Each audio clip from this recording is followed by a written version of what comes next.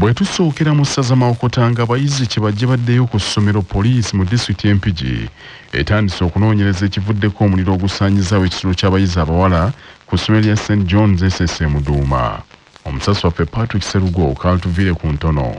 Wowulirira bino ng'abayizi abazadde wamu n'abasomesa ku ssomero eryo lya St. John's SSA Muduuma eriri okumpi n'ekigo ky'e Muduuma Mawokota Mpigi nga bali mu maziga wamu n'okusomerwa oluvannyuma lw'ekisulo eky'abayizi ab'obuwala 12 okukwata omuliro ebintu by'abayizi ne bisaanawo ng'ate abazadde badde bakamala okwevaamu akasente ak'okugula ebikozesebwa by'abaana.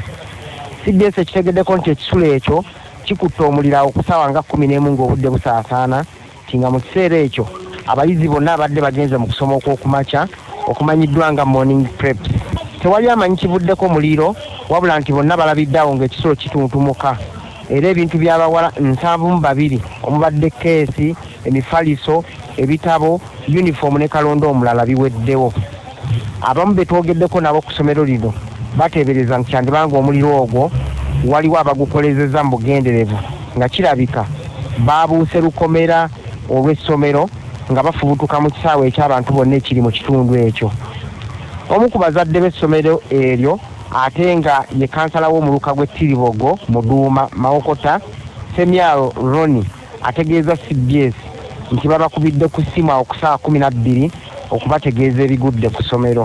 Era twali tumanyi nti abaana baffe bafunye obuzibu bwe bayidde naye twamusa omulungi abaana baffe babadde bafulumye nga bagenze mu puleefu naye tutidde nnyo ebintu by'abaana byaffe byonna biweddewo byonna abaana tebasigazza kantu abaana nga 50. Omukulu w'essomero eryo Father Ivan Kibirige agaanye okwogera ku bigudde ku ssomero eryo era abamawulire bonna abagenza okukwata ebigenda mu maaso bonna babagobyeyo. Akulira ebyobulamu n'ebyenjigiriza ku kikolwa disitulikiti y'Empigi Sendyo wa Francis era nga ye mukiise w'eggombolola y'e Muduuma ku kikolwa disitulikiti y'Empigi avumiridde abakoze ekikolwa ekyo eky'ettemu ku ssomero lya Ekereziya kyokka n'asaba abakulira essomero eryo bongere okunyweza obukuumi. Era nga tusaba St. John's SSA Muduuma essomero lyaffe ly'amaanyi nnyo lyongere ku security yaalyo kubanga essomero ddene nnyo lirina abaana bangi nnyo osanga nakyo kibuzibu bw'amaanyi security emegwana okwongerwako kulaba nga batamanya ngamba bano tebaddamu kuluma essomero lyaffe. Kuba CBS nze Patrick Serugo. Bwe tuvaayo e Mawokota mu ssaza Buddu disitulikiti y'e Bukomansimbi etesitese okuddaabiriza amasomero gaayo wakati mu kusika omuguwa abakozi ba gavumenti baagala ssente zeeyambisibwa okuzimba ttanka z'amazzi mu masomero ago ate bannabyabufuzi baagala ssente ziddaabiriza amasomero abayizi bakomye okusomera mu bisiikirize by'emiti. Omusasi waffe Mbaraka Sebufu Junior Kaatubaga e Bukomansimbi. Gavumenti omwaka gw'ebyensimbi guno yawadde Bukomansimbi ensimbi eziri eyo mu bukadde 5 okuddaabulula amasomero gaayo aga pulayimale nago gafaananeko ng'amasomero. Ensonda zitubuulidde nti wadde ensimbi ezo tezazze eggulo baludde nazo era omwaka gw'ebyensimbi gutuuse ne makkati nga bazirina ne zikyabobbya abakulu emitwe ku kiki eky'okuzikolamu.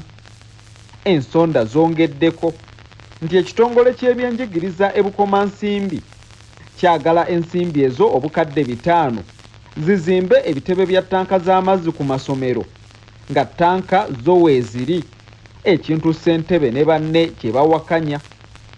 Ssentebe wa disitulikiti Fred Nyenje Kayiira agamba nti amasomero mangi ebizimbe bigenda kuba abayizi ate amalala abayizi basomera miti olw'ebizimbe ebyagwedda nga kakati ssente ezo zirina kuddaabiriza bizimbe. Mwa alipoota y'akakiiko akateekebwawo akulira abakozi kaawo okulambula ebizibu ebinene ebiri eyo mu masomero ng'abakakiiko ako baali bakulembeddwamu bayinginiya ba disitulikiti kaalaga nti ekizibu ekinene ekisingayo mu masomero kwe kubanga amasomero mangi tegalina kaabuyonjo ng'ate amalala ebizimbe bikutte mu mbinabina. CBS FM eriko ekiwandiiko kyerabye nga kyasaliddwawo olukiiko lwa disitulikiti olw'executive olukulirwa ssentebe ng'olukiiko olwo lulagira nti ebimu ku bizimbe ebyasuulibwa kibuyaga mu masomero agamu biddaabirizibwe ku ssente ezo ate era amasomero 10 gazimbibwe kaabuyonjo ez'omulembe olwo amalala go gagulibwe entebe ez'omulembe abayizi kwe batuula ng'ebyo byonna bikolebwa ku bukadde obwo 5 kaakati ekirindiriddwa kwe kulaba alipoota ki akulira abakozi kaawo nga yakulira ebyensimbi gy'agenda okuteekesa mu nkola ng'omwaka gw'ebyensimbi tegunnaggwako. Ku lwa CBS FM ey'obujjajja Nantasingwa Mubaraka Sebufu Junior Ndebukoma Nsimbi. Mu nsaza Gomba abatuuze mu byalo by'enjawulo mu ggombolola y'Empenja mu disitulikiti eyo bakedde kweyiwa ku luguudo oluva Empenja okudda ku kyalo Kisaaka ne Maseruka luyitira mu ddala okutuuka ekibi mu disitulikiti y'e Butambala balusimbyemu ebitooke n'okuluziba nga bakozesa ebiti ebinene. Beemulugunya era beekalakaasa eri abakulembeze ba disitulikiti y'e Gomba okubalimbalimba entakera ku nteekateeka ez'okukola oluguudo olwo.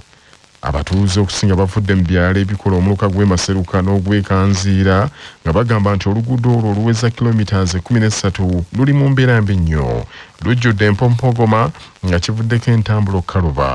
Bagamba nti ab'ebidduka ebitambuza ebirime tebakyayagala kulinnya mu kitundu ekyo, gattako obubenje obususse nga ne pikipiki zigwa n'ate n'okutambuza abakyala abasulira okuzaala kifuuse kizibu kinene.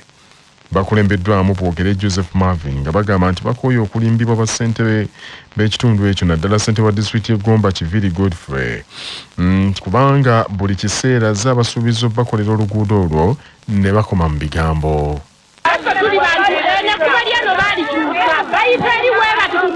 Kubanga bamanye waliyo ebinnya nekubo lyafa binnyo n'abakulembeze nje bayitamu abayitamu menini bagamba wetwayitamu tubasabiriza tekibagaana okuyitamu muziyita malama ko balima eryaffe ekkubo lyagaana okulima. Ssentebe wa disitulikiti y'e Gomba Kiviri Geoffrey atafuniddwa kutangaza ku nsonga wabula gyevuddeko yasinzira mu kikolwa ggombolola y'Empenja n'ategeeza nti buli luguudo luli mu mbeera embi alumanyi era enteekateeka zikolebwa okukola enguudo zonna. Mu ssaza Kyaddondo mmeeya wa Nansana munisipaali Regina Nakazi Bakitte ayongedde amaanyi mu kaifo okulwanyisa aboonoona obutonde bw'ensi mu bitundu by'e Nansana ng'ali bumu ne bannamikago abavudde mu kibuga New York eky'Amerika. Bakitte ategeeza bannamawulire nti baafunye obukadde obukunuukiriza mu 368 okuva e New York nga za kutaasa butonde bwansi n'okuteekawo emirimu eri abavubuka basoba mu 12,000. Wabadde atongoza n'okwanjulira ab'e Nansana etweryo okuva mu kitongole kya Bloomberg Philanthropies mu nteekateeka y'okulwanyisa abasaanyawo obutonde. Regina Bakitte ategeezezza nti nno basoose kuteeka nsimbi mu bavubuka abanoonyereza nga banoonyereza ku abo abasaanyawo obutonde. Amasomero agasinga mu Nansana tegalina we gayiwa ku kazambi enkuba olutonya nga bazza mwala ebyo nabyo bagenda bitubuulira bajja ne batubuulira nga ffe tugenda nga tutunuulira mu climate tunuulira mu nkola yaffe tugenda kikola tutya bye bagenda tuleetayo nabigenda tuyamba okuteekawo amateeka bayiro ekironza meeya n'ekironza kansala bayiro ku waste management kasasiro omuyiwawa bayiro ku wetland restoration tuyinza tyo okukuuma entobazi zaffe. Agambye nti ensimbi ezo zigenda kukozesebwa okukuŋŋaanya n'okusunsulamu kasasiro ava mu Nansana okuviira ddala mu maka ate nga bikolebwa bavubuka. Kasasiro twagala batandika omusootinga okuva mu maka g'abantu bateekewo ebivunda n'ebitavunda kati ebitavunda twamaze ddero bifunira ababyetaaga abagenda obigula abava mu industries ez'enjawulo kati ate bino ebivunda tugenda bikolamu emmere y'ebisolo n'emmere y'enkoko ekyo kigenda tuyamba nnyo okulaba nti ebintu byonna nga bwe bifunwa bwe bikolaki ate bwe babizayo ne biba recycle kati ekyokubi kye tugenda okukola mu Nansana era nga abavubuka bakola byonna nno mirimu kubanga omuvubuka bw'akeera ku makya ogga nti agenda kusomesa bantu mu kitundu kye tajja kuba na biseera byagenda kwenye.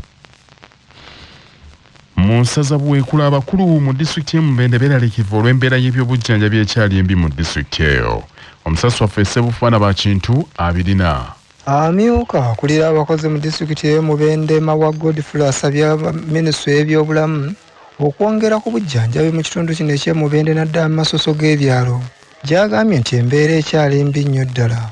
Mawa Godfrey okwogera bino abadde asinkanye omutesiteesi omukulu okuva mu minisitule y'ebyobulamu Diana Atwine bw'abadde ku mirimu egy'enjawulo mu disitulikiti eno ey'e Mubende. Ono wano waatusinzidde n'ategeeza nti eggomboola nnyingi mu disitulikiti eno ey'Emubende zitalina ddwaliro liri ku mutendera gwa Health Center Free, ekiviiriddeko bannamubende bangi obutafuna bujjanjabi bateekeddwa okufuna, olwo n'abamu ne bafiirwa obulamu. Asabye minisitule y'ebyobulamu okulowooza ku ggomboola zino eziri mu masoso g'ebyalo, nazo ziweebwa amalwaliro abaayo basobole okufuna obujjanjabi bataase obulamu. One of our press release, my request that is also take a note of that in case there are funding opportunities, I will support that. But I also want to thank you for the beautiful projects that you've given us. Ye akulira eddwaliro lya Mubende Regional Referral Hospital Dr. Emmanuel Batiibwe ategeezezza nti eddwaliro lino lisobodde okuweza ebitanda ebiwerera ddala 500 okuva ku bitanda 26 biri alinaku mu kusooka, nti era mu kiseera kino balina essuubi bakuwa obujjanjabi eri bannayuganda bonna, era nga kino kigenda kukendeezaako ne ku bantu bebadde basindikanga e Mulago. Kubanga Mubende kati egenze okulakulana kumala emyaka egize, kati tugenze okulaba nga ku ntiko tutuuseeko tuwezezza ebitanda 15,000 ebyetaagisa okuba mu Regional Referral Hospital tubituusizza, era abadde akebera ekizimbe kyaffe. Sebuufu baana ba Kintu Kironde, CBS FM Mubende. Mu ssaza Buddu minisitule y'ebyamawulire ne tekinologiya eri mu nteekateeka y'okuteekawo kompyuta mu bifo ebyolukale abatuuze banguyirwenga okufuna bye baagala nga beeyambisa tekinologiya. Nsubuga Muzaffaru y'abirina. Ekyama kino kibikkuddwa Dr. Amina Zawedde ono nga ye mutesiteesi omukulu mu minisitule y'amawulire, tekinologiya n'okulungamya eggwanga asinzidde ku kyalo Kalongo mu disitulikiti y'e Kalungu, ekitongole ekivunaanyizibwa ku by'empuliziganya mu ggwanga ki Uganda Communications Commission bwe kibadde kigabira abatuuze ku kyalo kino obuuma bukalimagezi oba ziyite taabu n'ekigendererwa ekyokutumbula tekinologiya mu kitundu kino. Dr. Zawedde agambye nti ssente zino bagenda kuziteeka ku disitulikiti ne ku magombolola eyo bateekemu kompyuta eziwerako, abatuuze mu bitundu ebyo bazikozese okufunirako ebyo bye beetaaga nga beeyambisa tekinologiya. Era ono ategeezezza nti wadde taabu zino eziri eyo mu 17 baziwadde abazadde b'e Kalongo, kyokka nti ekigendererwa ekikulu ky'abaana okuzisomerako. Kye tutayagala nti baana baffe batuuke bagende mu bifo kompyuta zino gye ziri nga tebamanyi na bwe bagiteekako obanga agamba nti ye tagirabangako. No, twagala nga abaana nabo babeera nga balabyeko ku mmunye ya tekinologiya mu byalo eno gye tuli. Dr. Amina Zawedde agambye nti mu kiseera kino baakagaba essimu ziseereza ekikanga kino 1,900 mu byalo ebiwerera ddala 200 okwetoolola Uganda. Ate ye omubaka wa gavumenti atula mu disitulikiti y'e Kalungu Dr. Pade Kayondo asinzidde wano n'asaba abaweereddwa obuuma buno okubukozesa obulungi. Ate ye IT officer owa Kalungu Muwonge Beka alaajanidde minisitule eno okuyambako disitulikiti ne laputopu eziwerako zigende mbakulira ebitongole ebya disitulikiti.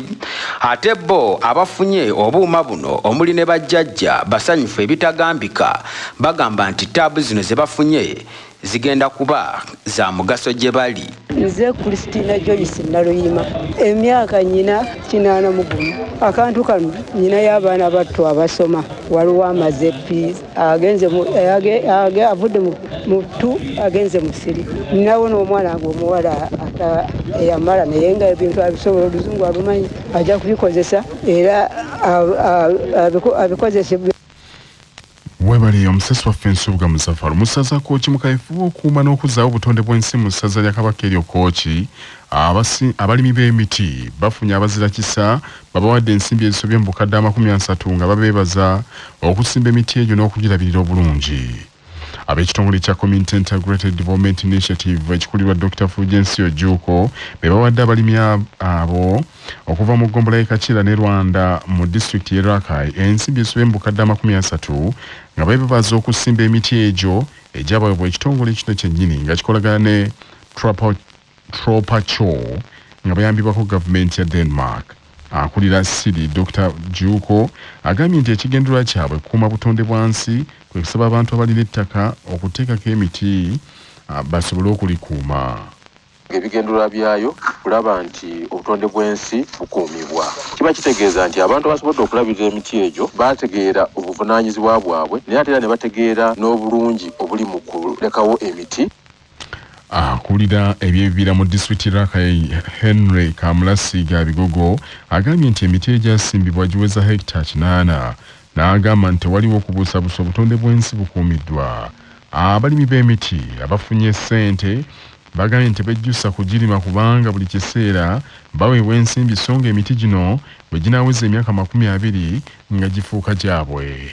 Amanya gange nze Kajina Isaac Asimwe mbeera Kaju Parish funa emiti okuva mu kitongole ekya Sibi nti egyo nga gimpeereddwa okugisimba.